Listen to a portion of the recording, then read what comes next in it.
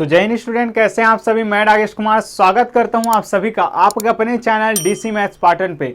DC maths pattern जो आपको provide कर रहा है आपके क्लास 8 मैथ्स का सोल्यूशन, वो भी आपके अपने लैंग्वेज सिंपल लैंग्वेज हिंदी में। चलिए बात करते हैं आज क्यूब नंबर्स के बारे में। जैसा कि आपको पता ही होगा स्टूडेंट, हम यहाँ पे देख रहे हैं स्क्वायर एंड क्यूब, जो कि है आपके सीजी बोर्ड का चैप्टर नंबर 1। और अगर आप रिलेट करना चाहें अपने सीबीएसई या एनसीईआरटी के बुक से, तो ये जो होगा आपका चैप्टर नंबर 6 होगा। लास्ट जो चल रहा था टॉपिक वो चैप्टर नंबर 5 से था, जो कि है आपका स्क्वायर एंड स्क्वायर रूट। लेकिन ये जो है आपके चैप्टर नंबर 6 से रिलेट है, जो कि है आपका क्यूब एंड क्यूब रूट्स। तो चलिए देखते हैं कि क्या होते हैं क्यूब नंबर। कि मैंने एक नंबर लिया, कोई भी एक नंबर लेता हूं स्टूडेंट। चलिए एग्जाम्पल में अगर मैं देखूं कि चलिए 2 ले लेता हूं मैं 2।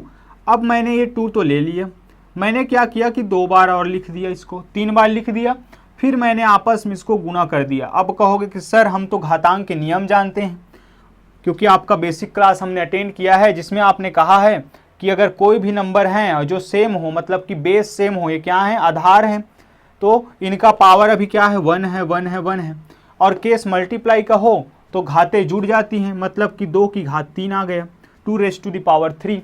तो बस ये स्टूडेंट, यही क्या कहलाता है 2⁻3, 2 की घात 3 की घात 3 होना, मतलब कि घन संख्या कहलाता है। तो 2 का घन क्या हो गया, 2 का घन हो जाएगा 2 दूनी 4 और 4 दूनी 8। तो 2 का घन क्या हो जाएगा, 8 हो जाएगा स्टूडेंट, 8 हो जाएगा। तो इसी बात को मैंने लिखा है यहाँ पे कि if a is a number, कि a कोई नंबर है, and a into a is equal to a cube, ऐसा कभी हो जाता है, फिर हम क्या कहेंगे कि a क्यूब जो होगा इस नंबर a का क्या कहलाएगा, आपका क्यूब कहलाएगा, क्यूब नंबर कहलाएगा। तो यदि a एक संख्या है तथा ये इस तरीके से अगर हम एक्सप्रेस कर सकते हैं, तब a क्यूब जो है a की घन है, जो है a का घन कहलाएगा, मतलब a की घात 3 जो है a का घन कहलाएगा। बड़ा ही सिंपल सा है। लेकिन यहाँ पे एक बात और मैं यहीं पे बता दूं स्टूडेंट, आगे हमें पढ़ना है क्यूब रूट्स। तो यहीं पे मैं इस बात को बता दूं कि ये जो 8 है वो क्या कहलाया आपका, इसका क्या हुआ, वो क्यूब हुआ, क्यूब नंबर है इसका। 2 का क्यूब क्या होगा, 8 होगा। लेकिन 8 जो है अगर मैं क्यूब रूट लगा दूं, क्यूब रूट कैसे लगता है आगे हम बात करेंगे।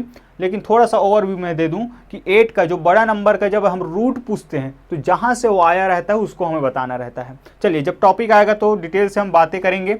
तो चलिए इस तरीके से अगर मैं 3 का देखूं, तो 3 इंटू 3 इंटू 3, तो 3 3 ज़ा 9, फिर 9 3 ज़ा 27, तो 3 का क्यूब क्या हो जाएगा, 27 होगा। 4 इंटू 4 इंटू 4, तो 4 4 ज़ा 16 और 16 4 ज़ा हो जाएगा आपका 64। इस तरीके से स्टूडेंट एक टास्क आपको मैं देना चाहूँगा कि कम से कम आपको 1 to 15, मतलब कि इतने का क्या पता होना चाहिए, क्यूब्स पता होना चाहिए। 1 का क्यूब क्या, 2 का क्यूब क्या, 4 का, 3 का, 9 का, 7 का, जितने भी है 14 15, इनका क्यूब नंबर आपको लर्न होना चाहिए। तो बनाने में बड़ा ही आपको मज़ा आएगा। चलिए स्टूडेंट आगे बढ़ते हैं। आई होप आप लोगों ने समझ गया होगा कि कोई बहुत बड़ी बात नहीं है इसमें। लेकिन अब इस पर बेस क्वेश्चन को हमें कैसे करना है, ये मेन टॉपिक है यहाँ पे। और इस वीडियो लेक्चर में हम बात करेंगे कि दिए गए नंबर एक परफेक्ट क्यूब नंबर हम कैसे फाइंड कर सकते हैं। जैसे कि परफेक्ट स्क्वायर नंबर क्या होता था कि अगर इस 8 को मैं इस तरीके से एक्सप्रेस कर पाता हूँ, तो ये क्या होगा, आपका परफेक्ट क्यूब नंबर होगा। कि 2 इंटू 2 इंटू 2 मैंने एक्सप्रेस कर दिया, नंबर एक ही है, और हमने क्या किया, 3 बार लिखा और आपस में गुणा कर दिया, आ गया 8। 27 है, 3 बार लिखा 3 को और गुणा कर दिया, आ गया ये। मतलब कि ये इस तरीके से अगर एक्सप्रेस कर पा रहा हूँ मैं, तब ये क्या कहलाएगा, 27 जो है परफेक्ट क्यूब नंबर कहलाएगा। और 3 का क्यूब कौन कहलाएगा, 27 कहलाएगा। दोनों में थोड़ा सा डिफरेंस है स्टूडेंट। 3 का क्यूब 27 परफेक्ट स्क्वायर है किसका, सॉरी परफेक्ट क्यूब है किसका, 3 का। चलिए अब हमें फाइंड करना है कि 216 जो है वो परफेक्ट क्यूब नंबर है या नहीं। तो फिर से वही प्राइम फैक्टराइजेशन मेथड। क्या है प्राइम फैक्टराइजेशन मेथड, अब आप सीख चुके हैं। तो आप सॉल्व करेंगे बाय प्राइम फैक्टराइजेशन मेथड, अभाज्य गुणनखंड विधि से। पिछले वीडियो लेक्चर्स में हमने काफ़ी डिटेल से बात की है। आइए अब यहाँ पे हम जल्दी से इसको करने का प्रयास करते हैं। तो ये हो जाएगा 216 का। सबसे पहले हम किससे ट्राई करें, 2 से ही ट्राई कर लेते हैं। तो ये हो जाएगा 2 1 ज़ा 2। और ये सबसे ज़्यादा मिस्टेक स्टूडेंट आप करते हैं यहाँ पे कि ये है आपका स्मॉल नंबर, क्या 2 से स्मॉल है ये। तो जब स्मॉल है तो हमें क्या करना पड़ता है, नहीं जाने का 0 लगाना पड़ता है और आप ले जाते हैं एक ही बार में, जो कि सही नहीं होता है। तो 2 1 ज़ा 2, फिर यहाँ पे 2 1 जो है वो उससे क्या होगा, स्मॉल है तो क्या हो जाएगा, यहाँ पे नहीं जाने का 0 लग गया। अब बन जाएगा ये 16, फिर ये 2 8 ज़ा 16, फिर से 2 से जाएगा ये चला जाएगा आपका 10, तो 5 टाइम्स, और ये चला जाएगा 4 टाइम्स। लास्ट में इवन नंबर है, फिर से 2 से जाएगा। चलिए 2, तो यहाँ पे अगर देखें तो 2 टाइम्स जाएगा और ये 7 टाइम्स जाएगा। लास्ट में है 27 बन रहा है स्टूडेंट, 7 है तो 3 से हम ट्राई करते हैं तो हमें पता है कि ये जाएगा 9 टाइम्स, फिर 3 से तो ये जाएगा 3 टाइम्स और ये 1 टाइम्स। इस तरीके से आपको प्राइम फैक्टर्स क्या मिले, देयरफॉर प्राइम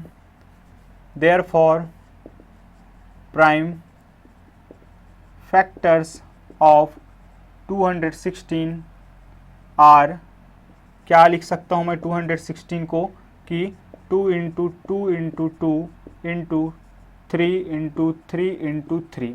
और हम जानते हैं कि लास्ट टाइम जब स्क्वायर था तो पावर 2 रहता था, तो क्या बनाते थे, पेयर्स बनाते थे। लेकिन यहाँ पे क्या है स्टूडेंट, आपका पावर 3 है, तो यहाँ के क्या बनाएंगे हम, ट्रिपलेट बनाएंगे। अगर ट्रिपलेट बनता है कि इनका प्राइम फैक्टर्स का, कोई भी आपका नंबर नहीं छूटना चाहिए, एक त्रिक बनना चाहिए, 3 का आपका समूह बनना चाहिए, तब हम कह सकते हैं कि अगर ऐसा समूह नज़र आता है आपको तो आप कह सकते हैं कि ये जो है ये क्या है, आपका परफेक्ट क्यूब नंबर है। तो यहाँ पे हम लिखेंगे कि सिंस 216 हैज़ ट्रिपलेट्स, किसके पास क्या है, ट्रिपलेट्स हैं।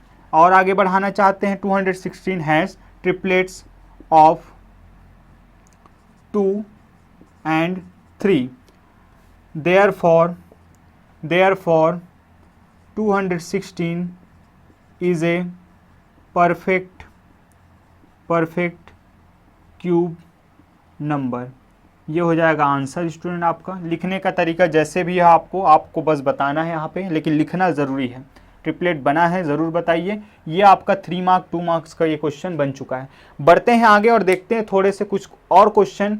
जिस प्रकार से हमने देखा था लास्ट टाइम कि कोई अगर परफेक्ट क्यूब नंबर नहीं है तो उसमें हम ऐसा क्या मल्टीप्लाई कर दें या कुछ डिवाइड कर दें कि वो परफेक्ट क्यूब नंबर बन जाए। स्टूडेंट देखते हैं एक एग्जाम्पल जो कि आपके एनसीईआरटी सीबीएसई से रिलेटेड है और आपके सीजी बोर्ड से भी रिलेटेड है। दोनों ही जगह इस सेम क्वेश्चन को मेंशन किया गया है, तो आप समझ सकते हैं कि ये क्वेश्चन कितना इंपॉर्टेंट होगा स्टूडेंट। सो बढ़ते हैं आगे और देखते हैं इस क्वेश्चन को। तो चलिए स्टूडेंट, अब हम देखने वाले हैं इस एग्जाम्पल नंबर 7 को, जो कि आपके एनसीईआरटी और सीबीएसई दोनों का क्वेश्चन है कि find the smallest number that when multiplied by 6600 given a perfect cube.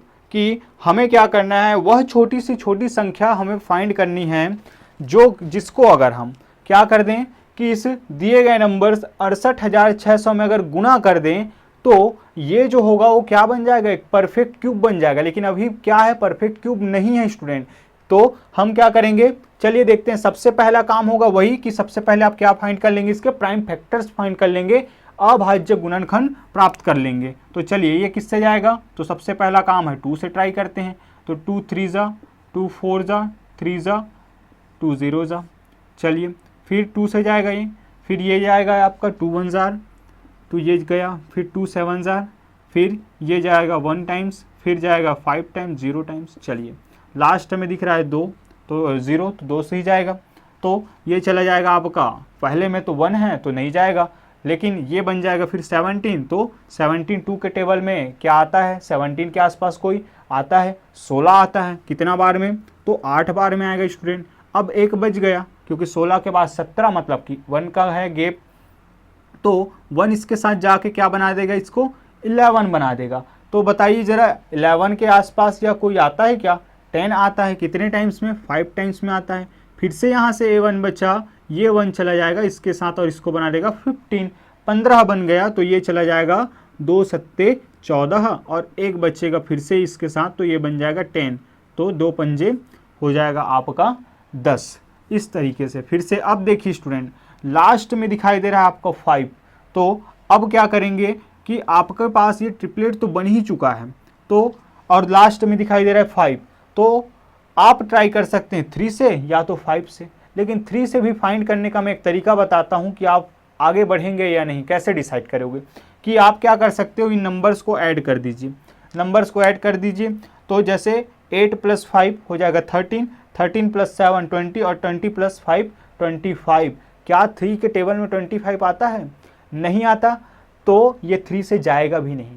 समझ में नहीं आया तो एक बार ज़रा पीछे ले जाइए वीडियो को और समझ लीजिए स्टूडेंट कि कैसे हम डिविजिबिलिटी चेक करते हैं 3 से या किसी भी नंबर से, है ना। तो 3 का मैंने बता दिया कि नंबर्स को ऐड कीजिए, और अगर कोई ऐसा नंबर आए जो 3 के टेबल में आता है तो पूरा नंबर 3 से क्या होगा, डिविजिबल होगा, भाग जाएगा। अभी तो नहीं हो रहा है, मतलब कि ये क्या होगा, 5 से भाग जाएगा। चलिए, तो 5 से अगर ले जाएँ तो 5 एकम 5, यहाँ पे बच जाएगा कितना, 8 है, तो 5 को माइनस करेंगे तो 3, और ये बन जाएगा 35, तो 5 सत्ते 35। फिर यहाँ पे 5 एकम 5 और 2 बचेगा, 5 पंचे 25। चलिए फिर से 5 से जाएगा, ये 5 तिया 15, 2 बचेगा, 5 चौके 20 और 5 नियम 45। अब लास्ट में दिखाई दे रहा है 9, लास्ट में दिखाई दे रहा है 9 स्टूडेंट। अब ज़रा देखते हैं फिर से वो फॉर्मूला लगा के कि क्या हम इनको ऐड करने पर कोई नंबर ऐसा आता है जो 3 के टेबल में आए। तो 3 + 4 17, 17 + 9 3 + 4 7, 7 + 9 7 + 9 हो जाएगा आपका, कुछ गड़बड़ हो रहा है क्या। चलिए एक बार रीचेक करते हैं। 5 से ये जाएगा तो 5 से जाएगा 3 टाइम्स, 2 बचेगा। फिर अच्छा यहाँ पे आएगा 3, यहाँ पे आएगा 3, यहाँ पे आएगा 3। चलिए अब ये 3 से जाने के लिए तैयार है कि चलिए 3 3 6, 6 + 4 10, और 10 तो 3 के टेबल में आता नहीं, मतलब 3 से ये कभी जाएगा ही नहीं स्टूडेंट। 3 के बाद 5, 5 का अपना रूल है कि लास्ट में 5 और 0 दिखना चाहिए। तो नेक्स्ट कौन है, 7। तो 7 से अगर मैं ट्राई करूं तो 7 से कितना टाइम जाएगा, ये चला जाएगा आपका 7 4 और 7 9। चलिए फिर ये चला जाएगा 7 से 7 टाइम्स, और 7 जाएगा खुद से ही 1 टाइम्स। तो इस तरीके से इसके प्राइम फैक्टर्स क्या हो गए, देयरफॉर 68,600 इज इक्वल टू 2 × 2 × 2 × 5 × 5 × 7 × 7 × 7। क्या किसी के ट्रिपलेट बन रहे हैं? तो आपका जवाब आना चाहिए कि जी सर इनका ट्रिपलेट बन रहा है। लेकिन 5 का क्या, 5 का तो नहीं बन रहा है।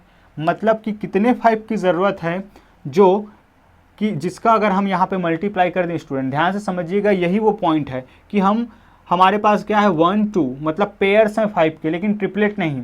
तो अगर ट्रिपलेट बनाना है तो क्या करना पड़ेगा, मुझे यहाँ पे 5 का मल्टीप्लाई करना पड़ेगा। और आप जानते हैं कि दोनों के बीच में क्या लगा हुआ है, इक्वेशन बना हुआ है, मतलब कि इक्वल का साइन लगा हुआ है। तो जब मैं 5 का मल्टीप्लाई इधर करूँगा तो 5 का मल्टीप्लाई मुझे इधर भी करना पड़ेगा। इसका मतलब अगर मैं इसका ट्रिपलेट बना दूँ तो ये क्या हो जाएगा, एक परफेक्ट क्यूब नंबर, क्योंकि सभी का ट्रिपलेट बन जाएगा। लेकिन बनेगा कैसे आखिर, कि मैं जब 5 का मल्टीप्लाई करूंगा तो क्या बातें समझ में आ रही स्टूडेंट? समझ आ रहा है तो जरूर से कमेंट में बताइएगा, नहीं आ रहा है तो सुनिए कि यही वो छोटे से छोटे नंबर है जिसका अगर मैं मल्टीप्लाई करता हूं इससे, तो किससे, इस पूरे नंबर से अगर मल्टीप्लाई करता हूं तो ये क्या बन जाएगा, एक परफेक्ट क्यूब नंबर बन जाएगा। लिखेंगे कैसे, आइए देखते हैं। Since here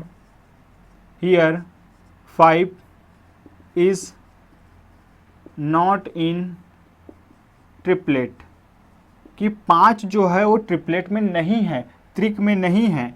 therefore if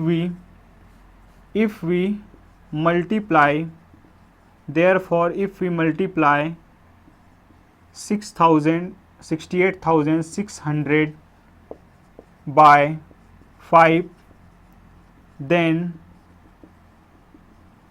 it will be a perfect cube number, कि यदि हम इस पूरे नंबर को किससे डिवाइड करें, किससे मल्टीप्लाई करें, 5 से मल्टीप्लाई करें, तो इसके बाद जो है ये जो नंबर है वो क्या बन जाएगा, आपका परफेक्ट क्यूब नंबर बन जाएगा स्टूडेंट। ये रहा आपका आंसर, और फिर से मैं बता दूं इसके लिए आपको 3 मार्क्स मिलने वाले हैं।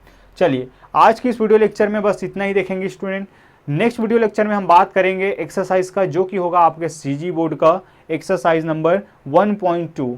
वहाँ पे कुछ इस तरीके के क्वेश्चन दिए गए हैं, बहुत ही आसान, और उसको हम बहुत ही जल्दी से आपको एक्सप्लेन करके दिखाएंगे, और आपके लिए कुछ और चीज़ें वहाँ पे हैं जिसको भी हम वहाँ पे एक्सप्लेन करने वाले हैं स्टूडेंट। सो मिलते हैं नेक्स्ट वीडियो लेक्चर में, तब तक के लिए अपना ख्याल रखिए, और अगर आपको हमारा काम पसंद आ रहा है तो शेयर करना ना भूलिएगा ज़रूर अपने फ्रेंड फैमिली सर्कल के साथ। तो अपना ख्याल रखिए, मिलते हैं नेक्स्ट वीडियो लेक्चर में, तब तक के लिए बाय बाय, जय हिंद।